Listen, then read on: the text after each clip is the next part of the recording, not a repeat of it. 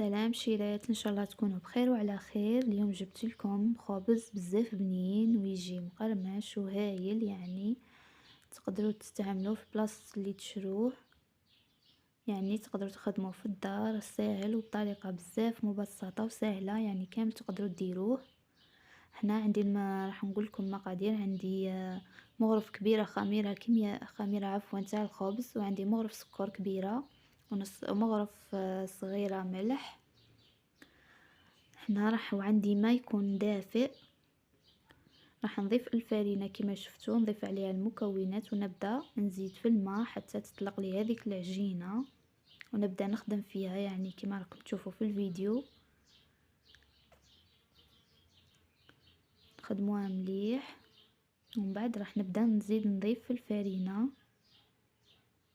هنا هذا الكأس الثاني مش مملوء، وراح نبدا نجمع في العجينه كما راكم تشوفوا على حساب كل فرينه واش راح تدي. العجينه يعني ما تكونش قاصحه بزاف، تكون مليحه. نعجنوها مليح ونبدا نضيف في الفرينه ونعجن ونشوف شحال تنسحق. هاي ليك هنا شوفوا شحال، شوف كيفاش جات دايره طريه. نعجن مليح، يعني هو كل ما تدلكوه مليح كل ما يجيكم بنين ومنفخ. وهنا راح نغطيها بابي اليمونتير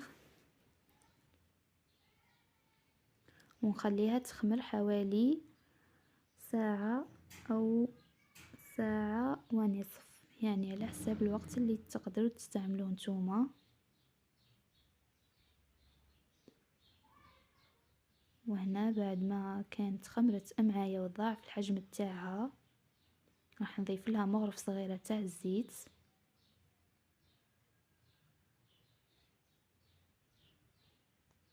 ونبدا نديغازي فيها.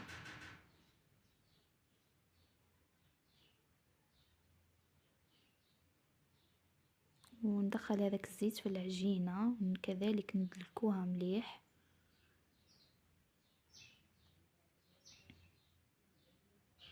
كما راكم تشوفون ندلكو مليح، ندخلو كامل هذاك الزيت في العجينة. وهنا ندلكوها مليح ونبداو نضيفو كذا، نبداو نضيفو في الزيت ونبداو ندلكو مليح كما راكم تشوفوا. يعني كل ما تدلكوها كل ما راح تطلق معكم العجينة ويجيكم الخبز تاعكم خفيف. عجنوها مليح كما راكم تشوفوا فيا.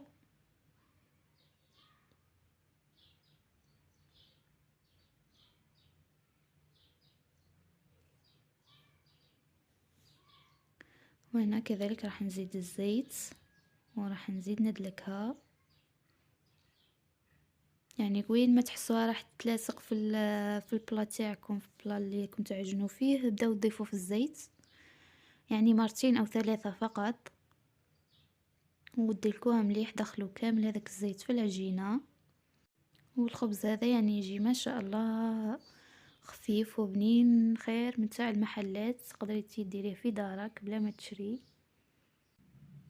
وهنا راح نبدا نقطع فيها، يعني كي نحس الزيت المرة التالية يدخل في العجينة نبدا نقطع فيها، نقطعها الى 4 دوائر.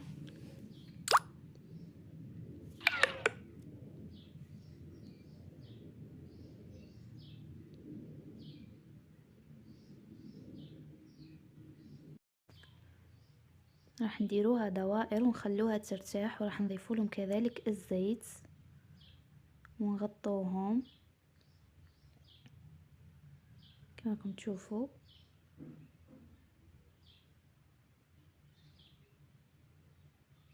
انا هنا راني مسرع الفيديو باش ما نطولش عليكم.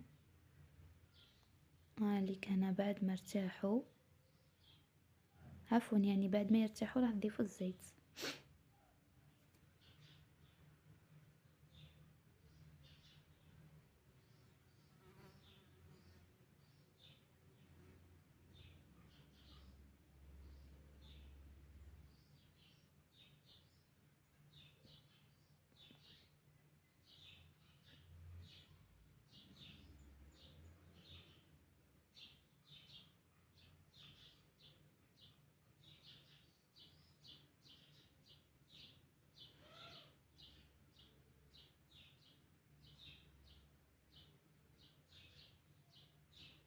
كما راكم تشوفوا هنا نبداو نضيفو في الزيت.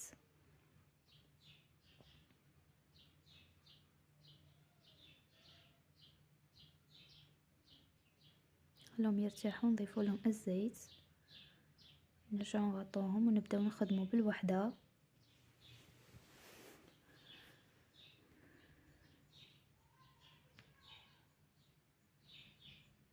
ومن بعد نبداو نفتحو فيها، وكما راكم تشوفوا نبداو من الاطراف ونعبزو للوسط باش تعطينا هذاك الانتفاخ اللي يجي في الوسط.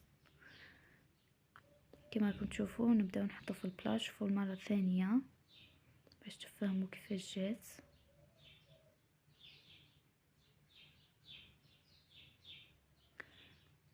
نفتحو العجينه، نفتحوها على شكل مستطيل ونبداو نروليو فيها ونضغطو للداخل باش يعطينا فوليوم تنفخ معنا العجينه. ونغطوهم كذلك، راح نخلوهم يرتاحوا حوالي نصف ساعه او ساعه.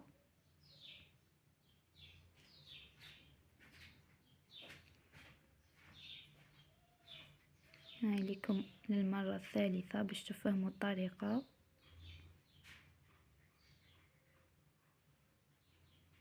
نبداو ندخلو في العجينه للداخل ونضغطو من الاطراف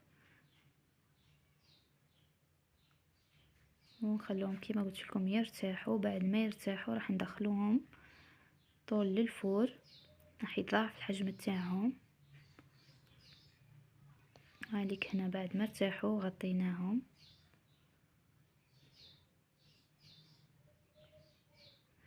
وهنا راح ندخلهم للفور. راح نفتحهم في الوسط يعني بالموس كما راكم تشوفوا.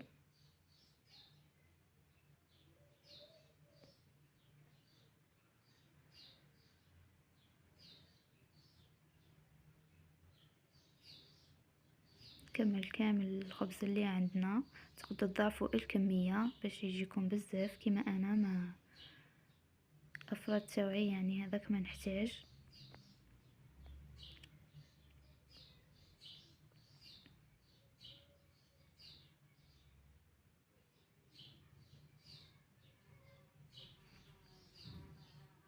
نفتحهم مليح في الوسط باش يعطوني هذاك الشكل الشباب اللي يجي في الخبز. وهنا راح ندخلهم في الفور، يعني راح نشعل من تحت على 180 درجة. بين ما انتفخوا معايا راح نشعلهم من الفوق، نحمرهم كما انا حمرتهم بزاف. نتوما حمروهم غير شويه، تحبوا ديروا فوقهم الزيتون